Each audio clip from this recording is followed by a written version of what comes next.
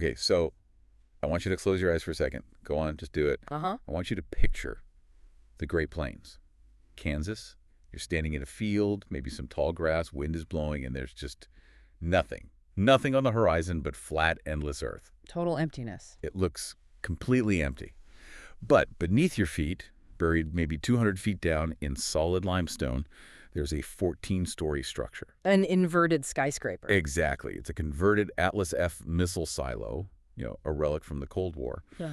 But inside, it's not rusting metal and concrete anymore. No, not at all. It's been completely gutted, reinforced with these epoxy-hardened concrete walls that are 9 feet thick. And it's been fitted out with luxury apartments. I mean, apartments that look like they were ripped right out of a sleek Manhattan high-rise. It's surreal. We were talking swimming pools, pet parks, rock climbing walls, movie theaters, even wine cellars. Yeah. All underground. And just to, raise the stakes immediately, it's not just Kansas. I want you to shift that mental image. Now you're at a fortified ranch in Patagonia, thousands and thousands of miles from the nearest potential nuclear target. Right. Or imagine a high-tech, totally self-sustaining compound that's dug into the side of a mountain in New Zealand's Southern Alps. The only way in is by helicopter or down a heavily guarded private road. It paints a very, very specific picture, doesn't it? It certainly does. It's the image of ultimate safety.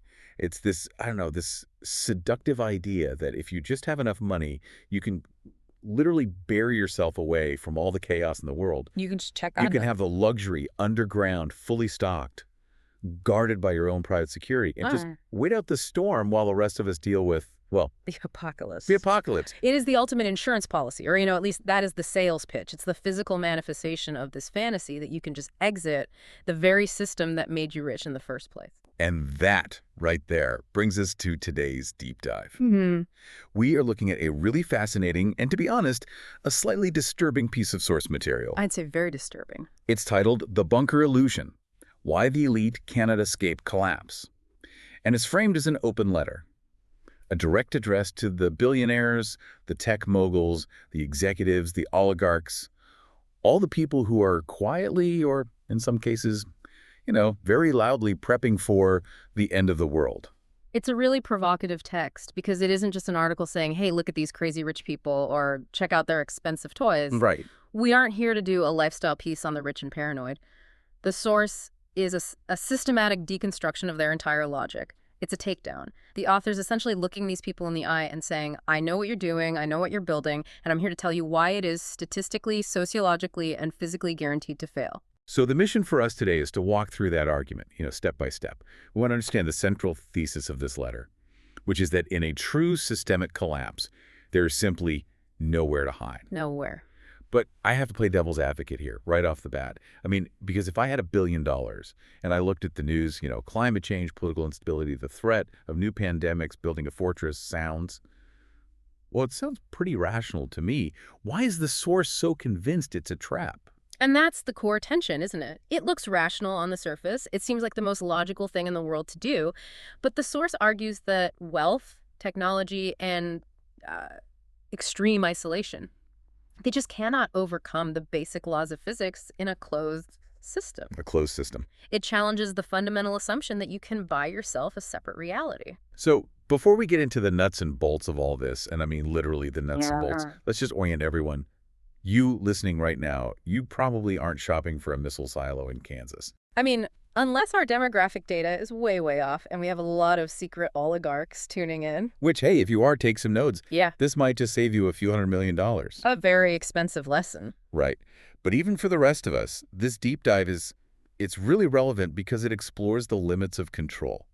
Whether you're anxious about the future of the climate or the economy, or you're just fascinated by human psychology, this is really about the reality of interconnectedness. It's about what happens when we try to sever ourselves from the very systems that sustain us. So let's unpack the illusion. Let's do it. Let's start with the hardware. Segment 1, the anatomy of the escape plan.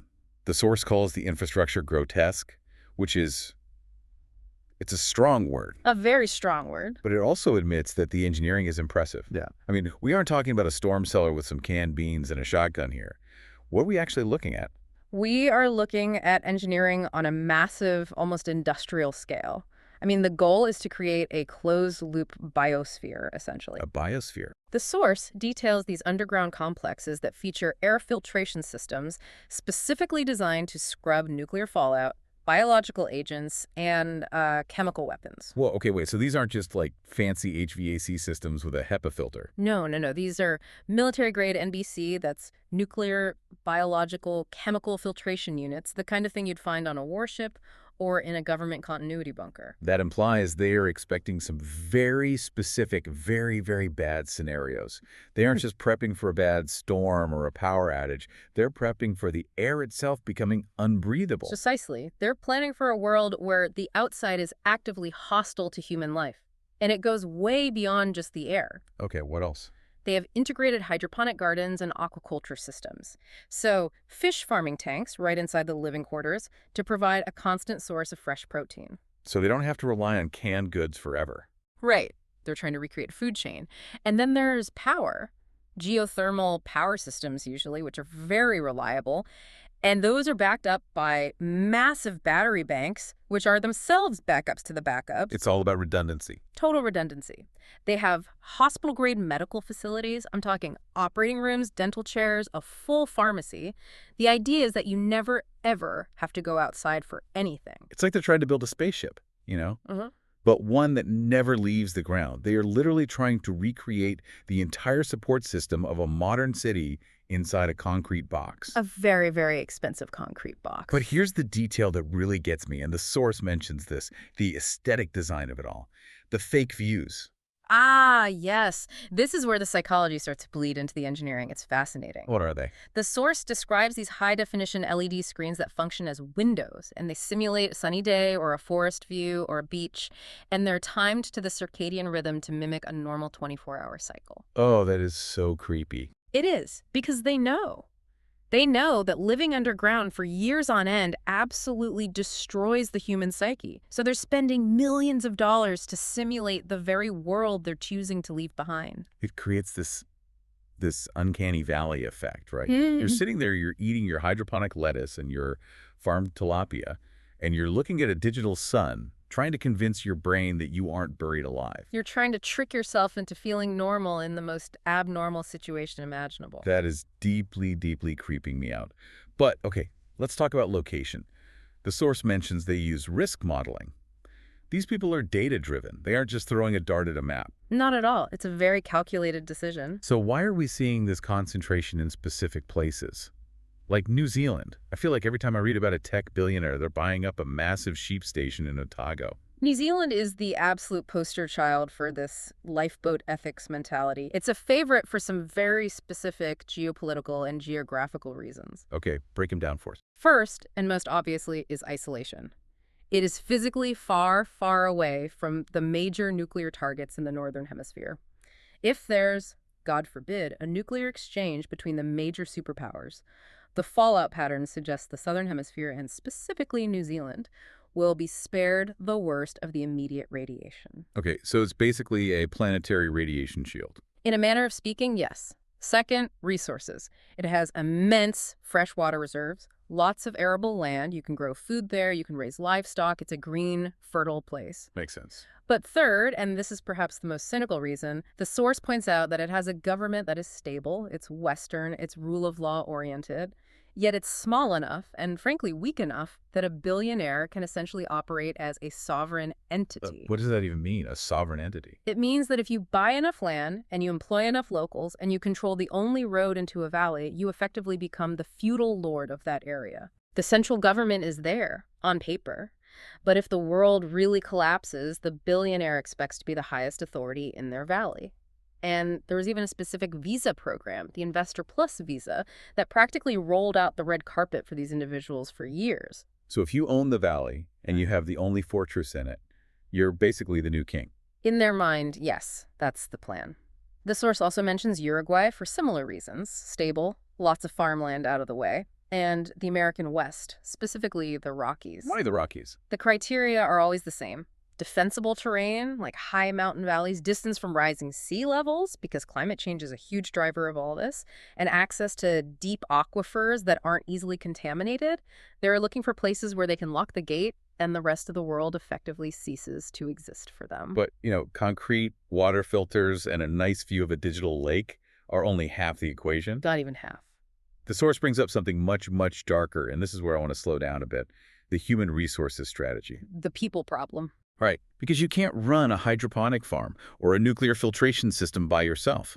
I don't care how smart you are. You cannot be a doctor and a plumber and a security guard and an IT tech and a farmer all at the same time. Absolutely not. You need staff. You don't just need staff, you need a platoon. You need a small, specialized community. You need engineers to fix the scrubbers, doctors to treat infections and injuries, and most importantly, in their minds, you need security. A lot of security. A lot of security. The elite aren't just buying bunkers, they are buying people.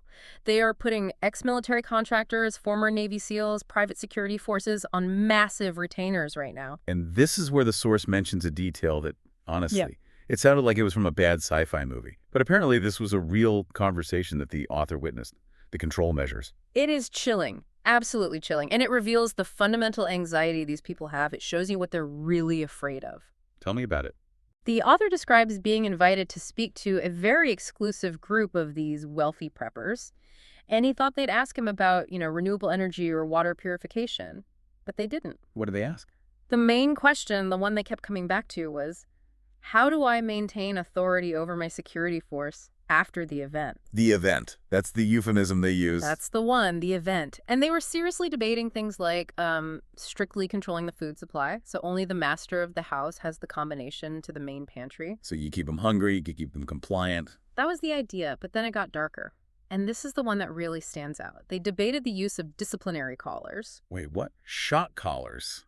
Like for dogs? Essentially, yes. Or other mechanisms that would, say, withhold insulin from a diabetic staff member, or deny access to necessary medication unless they complied with orders. Hold on. We are talking about captains of industry, people who run publicly traded companies with thousands of employees, and their strategy for the future of humanity is to put exploding collars on their Navy SEALs. It sounds insane, doesn't it? It sounds desperate. It sounds like they know deep down that their authority is completely fake. That's the key insight in the source. That is the tell.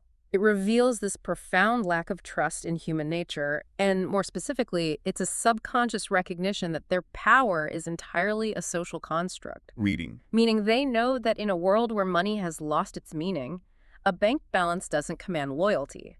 A stock portfolio doesn't make you a leader. So they are desperately searching for a technological substitute for actual leadership and respect. That's it's dystopian. Yeah. But let's play the game for a minute. Let's say I'm the billionaire. I have the bunker. I have the collars. I have my kale growing under purple lights. On paper, it looks rational. I've identified a risk. My guards might turn on me.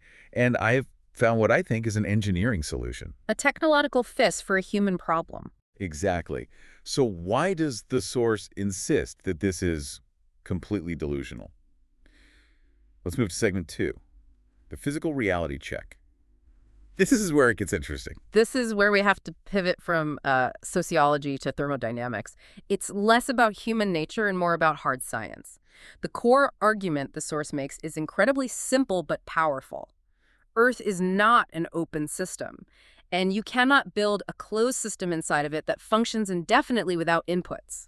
Okay, break that down for us. Closed system. We aren't in physics class, so help us visualize what that means in this context. Think of a submarine. A nuclear submarine is a pretty good example of a closed system. All it's underwater, at least. Right. It generates its own power, makes its own oxygen from seawater. It has to scrub its own air of CO2, recycle its water. But even a nuclear submarine with a reactor that can run for decades eventually has to surface. It has to come back to port. Because entropy builds up. Things break. Filters clog. Critical parts wear out. You run out of specialized supplies. The source argues that what the elite are trying to build are permanent submarines. They're trying to build a machine that defies the second law of thermodynamics. But they have the best air filtration money can buy. We established that. Yeah. Military-grade stuff. Let's get really granular on the filtration, because the source does. It points out that even the best HEPA and ULPA filtration systems rely on a pressure differential to work properly. You need to maintain positive pressure inside the bunker to keep the bad air out. Okay. To maintain that pressure, you need a constant, massive energy supply. But more importantly, the filters themselves are consumables. They are not magic. They physically fill up with particulates. And then you have to change them. You have to change them. Now, if the atmosphere outside is filled with constant wildfire smoke from continent-spanning fires or industrial pollutants from melted down factories or, God forbid, radiological particles because the biosphere has collapsed, those filters are going to clog up incredibly rapidly. And you can't just order a new one on Amazon Prime. Exactly. There is no supply chain. There's no factory in China manufacturing more filters. And the source makes a brilliant point about the intake itself. What about it? You cannot create oxygen from nothing in a sustainable way, not on that scale. You'd need massive electrolysis setups, which require unbelievable amounts of energy and pure water. So realistically, you are always pulling air from the outside and scrubbing it. Okay. If the air outside is chemically toxic, not just filled with particles, but actually poisonous, you are fighting a losing battle against simple diffusion.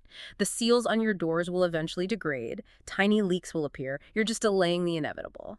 So the idea that you could just wall off the pollution that your own industries might have created, it's a fantasy. It's the ultimate return of externalities. In economics, billionaires often made their money by externalizing costs, right? Dumping pollution into the river, emitting carbon into the air. Exactly. They didn't pay for that damage directly. Society did. It was an externality on their balance sheet.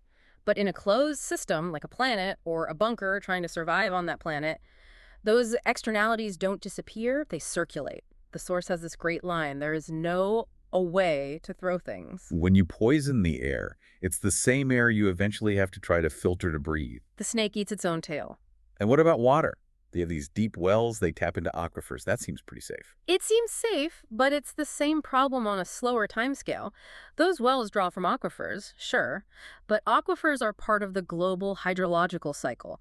They aren't magic, infinite pools of pure water. They are recharged by rainfall.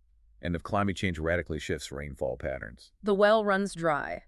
Or, even worse, if the groundwater becomes contaminated by the very industrial processes that created the wealth to build the bunker in the first place. Think fracking chemicals, heavy metals from mining, agricultural runoff. That poison eventually seeps down into the aquifer. Your well becomes toxic. That's a really powerful line from the source that you mentioned. You can build walls. You cannot build a separate planet. It's the ultimate reality check on the idea that technology can overcome nature indefinitely. It's an arrogance. An arrogance to think you can opt out of the ecosystem you live in. Okay. But let's assume, just for the sake of argument, that they solve the air and water problem. Let's say they have a magic fusion reactor and a perfect recycler. A little bit of sci-fi. Okay, a magic bunker. I'll grant you the magic bunker. Even with a magic bunker, you still run into what the source calls the economic impossibility. Which brings us to segment 3, the illusion of wealth. Ah, yes. The source is a very sharp, very incisive take on what money actually is. And it's not what these guys think it is. For most of us, money is. It's the number in our banking app. Or maybe, the cash in our wallet or the gold ring on our finger. Right, it feels tangible.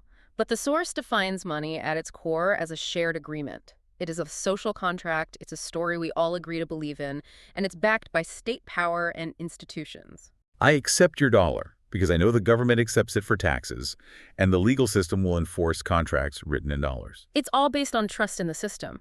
But the source argues that in a true collapse, and we're not talking about a recession or a dip in the NASDAQ, but a systemic civilizational failure, that agreement evaporates. Poof. So let's look at the asset breakdown from the source. These guys have billions in the bank, digitally. In a collapse, those are just magnetic patterns on a hard drive. A hard drive sitting in a server farm that has almost certainly lost power and connectivity. Without the electrical grid, without the telecommunications infrastructure, and without the social order to enforce banking laws, $1 billion is literally zero. It's not even paper, it's just gone. An idea that vanished. It's nothing. Okay, but the tech bros, they love Bitcoin. Yeah. That's the ultimate prepper favorite, right? Digital gold, censorship resistant, uncensorable. The source is particularly brutal on this point. It calls crypto a distributed ledger. And then it asks you to think about the physical requirements of that ledger. What are they? Bitcoin requires a functioning global internet. It requires massive city-sized amounts of energy for mining operations to secure the network and validate transactions. And crucially, it requires a large network of other people who still believe in it and have the computers and power to access it. So if the grid goes down, your cold storage wallet, your little USB stick with $1 billion of Bitcoin on it, is just a USB stick you can't plug into anything. Precisely. It's a bet on the continuity of the very civilization you're betting against. You can't bet against civilization using a currency that requires that exact civilization to function. It's a logical contradiction. All right, so they go old school. They're smart. They diversify. They have gold.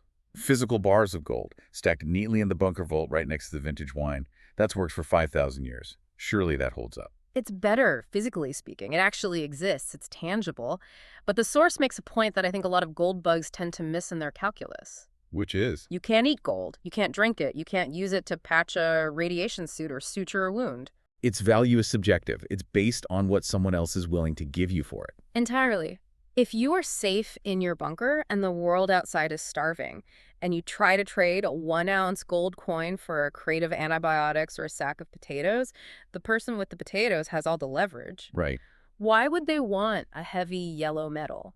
They want things that provide immediate survival value. Gold is a medium of exchange for surplus. It's useful when society is stable and producing more than it consumes. If there is no surplus, gold is just a shiny paperweight. And that leads directly to the core shift in value that the source discusses. Wealth, it says, reverts to its material basis.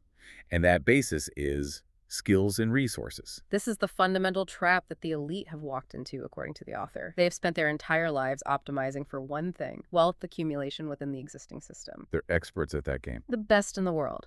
They know how to leverage assets, how to arbitrage markets, how to manage complex portfolios, how to hire armies of people to do things for them. But the source poses a series of brutal questions to them. Like what? Do you, personally, know how to purify water using basic chemistry if the main filter breaks? Do you know how to repair a diesel generator when the injector fails? Do you know how to set a broken bone, or deliver a baby, or grow food in soil? And I'm guessing the answer for the guy who made his billions in hedge funds is a hard no on all counts. It's almost certainly a hard no. They have always relied on the system to provide those things for them. They paid other people to have those skills.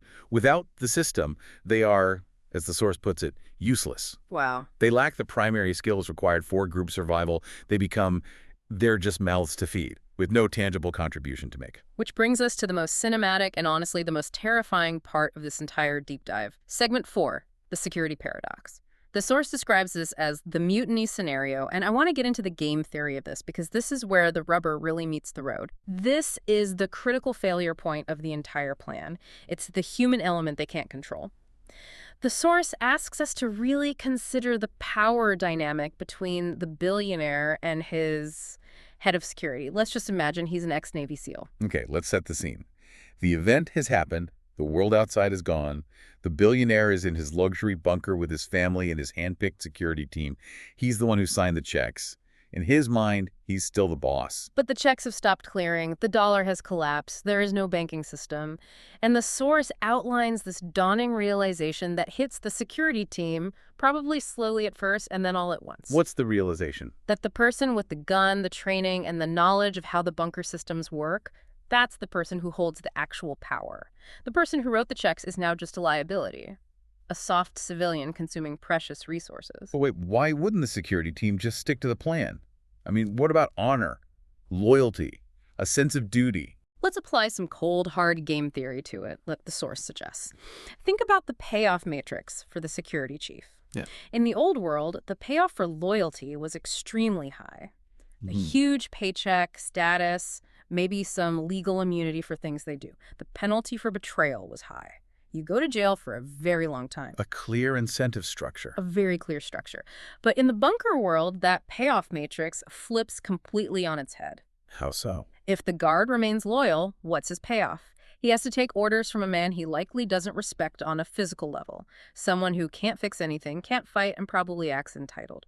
He has to share limited food and water with this person and his family. The billionaire is a net resource drain. Okay. But if the guard takes over, If he leads a mutiny, what's the payoff? He controls the food, he controls the shelter, he controls the medical supplies, he controls the future of everyone in that bunker. The betrayal option suddenly has a survival maximization payoff that is infinitely high. And the loyalty option carries the risk of the billionaire making a stupid, panic decision that gets everyone killed. Exactly. The rational actor, the person thinking clearly about survival, which is what a Navy SEAL is trained to do, will inevitably realize that he is the king, not the employee. But what about the shot callers? We kind of joked about them, but technically, wouldn't some kind of technological control force compliance? The source argues that technical controls always fail when pitted against determined human intelligence and cooperation. Oh. Well, who maintains the IT systems for those callers? An IT specialist who is also on staff. They can hack the biometric locks. They can disable the caller network. Shot callers can be shielded or shorted out. And besides all that, the billionaire has to sleep sometime. And people talk to each other. That's the biggest flaw of all. This idea of compartmentalized information, where the security team doesn't know the engineering codes and the engineer doesn't know the medical inventory, it fails because people form bonds. They talk. The staff are the workers. They have more in common with each other than they will ever have with the billionaire family living in the penthouse suite. They will pool their knowledge. The source breaks this whole mutiny down into a timeline, phase 1, 2, and 3. And it feels so, I don't know, so inevitable when you hear it laid out. It does. Phase 1 is arrival. This is the honeymoon period. The first week, maybe, everyone is just relieved. The world is burning outside, but we made it. We're safe. The systems are working. And the billionaire feels like a genius, a modern-day Noah who built the ark and saved his family. Exactly. He feels validated. And the security team is still doing their job because the habit of obedience from the old world is still there. The social conditioning hasn't broken down yet. Then comes phase 2, the realization. Phase 2 happens maybe a few weeks or a couple of months in. The internet doesn't come back on. The satellite phone is dead silent. The grim reality sets in that there is no rescue coming. There is no old world to go back to. The money is well and truly gone. The money is gone. And the billionaire is just walking around, consuming resources, maybe giving useless orders about the temperature of the wine cellar or the pool cleaning schedule. He starts to look less like a boss and more like, well, like a liability, a mouth to feed. And then, phase 3, the meeting. The meeting. The source paints this picture of the head of security calmly sitting the billionaire down in his own study. And in that moment, the power dynamic flips instantly and permanently. The guard sets the new terms. The security chief sets the new terms. We aren't wearing these uniforms anymore. We aren't calling you sir. From now on, rations are distributed equally. And by the way, we're moving you and your family to the smaller room down by the generator. Or worse, much worse. Maybe they just decide he's a threat to group cohesion and kick him out. Maybe they just execute him to save food and oxygen. The billionaire has absolutely no leverage, no allies, no useful skills. The source describes him as becoming a prisoner in his own fortress. The very walls he built to keep the dangerous world out now serve to keep him in with the people who have taken everything from him. It's a terrifying thought, isn't it? You spent $1 billion to build your own perfect, inescapable jail cell. And you locked yourself in with the tigers. Precisely. But let's look at the other side of that coin for a second. Let's say the guards are absolute saints. Let's say they're paragons of loyalty, and they stay loyal out of pure, unshakable altruism. A very unlikely scenario, but okay. Segment 5 of the source explores why, even in that perfect scenario, it still fails. This is the psychological toll of isolation. Isolation is not survival. The source puts that forward as a biological and sociological truth. It's not an opinion. We are social animals. We evolved to live in tribes of, around 150 or so. Dunbar's number. Exactly, Dunbar's number. The source points out the biological problem first, and it's a grim one. Genetic stagnation. Meaning, a single bunker family plus a dozen staff members is not a viable gene pool. It's just not. If you are seriously talking about multi-generational survival repopulating the Earth, as some of these people imagine, you cannot do it with 12 or 20 people. You get catastrophic inbreeding depression within 2 generations. So even if you survive, your grandkids are doomed. Biologically, yes. And then there's the labor problem. We touched on this, but it's worth drilling down on. Modern life requires a massive, almost incomprehensible division of labor. Think about what it takes just to keep us alive right now in this studio. Exactly. You need a dentist, a doctor, probably several specialists, a mechanic, an electrician, a farmer, a teacher for the kids, a chemist to manage the water recycling, an IT guy. The list is endless. And you can't fit all those specialists and their families into the silo. No, you can't. So what happens when the hydroponic pump seizes because a specific ball bearing fails?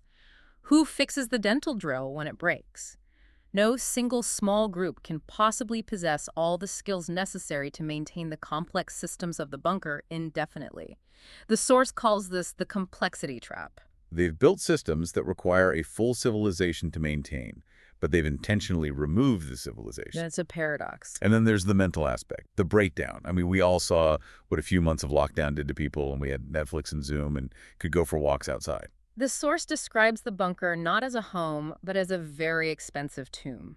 Humans are simply not designed to live in underground boxes for years on end. What happens to them? The lack of natural light, the recycled air, the monotony, the claustrophobia, the constant, inescapable low hum of the air recyclers and generators. The source predicts the inevitable rise of severe depression, paranoia, tribal infighting, domestic violence, and suicide. It's like The Shining. It's cabin fever on a permanent, inescapable scale. And eventually, long after the mutiny or the mental breakdowns, the simple supply chain reality hits home. Something critical breaks. A single specialized filter. A rubber gasket on a pump dries out and cracks. A circuit board on the geothermal control panel fries. And there's no FedEx, no McMaster-Carr to order a new part from. There is no global trade. There are no spare parts. You can 3D print some simple plastic things, sure, but you can't 3D print a microchip or a high-pressure O-ring rated for a specific chemical.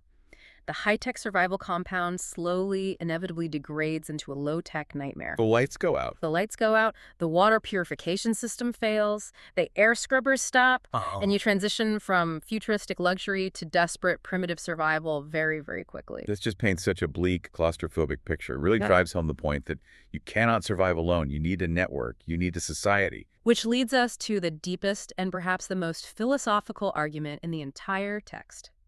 Segment 6. The karmic loop and physics. Now, the source uses the word karma, and I want to be really careful here because that usually sounds like mysticism or New Age religion. Right, but the author is very specific that they're framing it as physics or as systems theory. Exactly. It's not a moral judgment from the universe. It's the physics of a closed-loop system.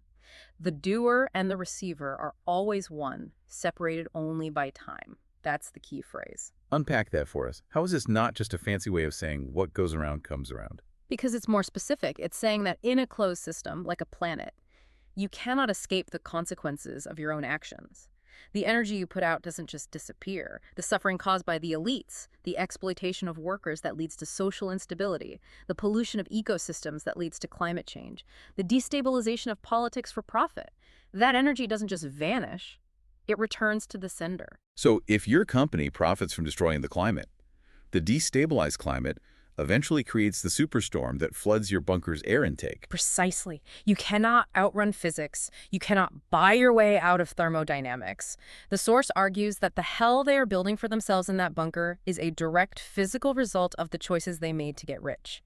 They accelerated the collapse to afford the bunker, and the bunker is guaranteed to fail because of the nature of that collapse. It's a perfect self-fulfilling prophecy. And the description of that hell, even if they survive physically for a while, is just haunting. Yes, even if the mutiny never happens and the machines never break.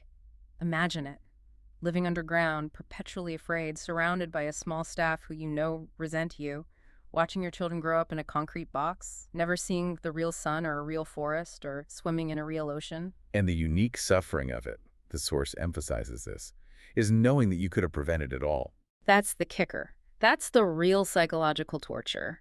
Unlike a random person who is suffering because of bad luck or circumstances beyond their control, the elite in the bunker suffers with the full knowledge that they held the resources and the power to stop the collapse, but they chose to buy an escape pod instead.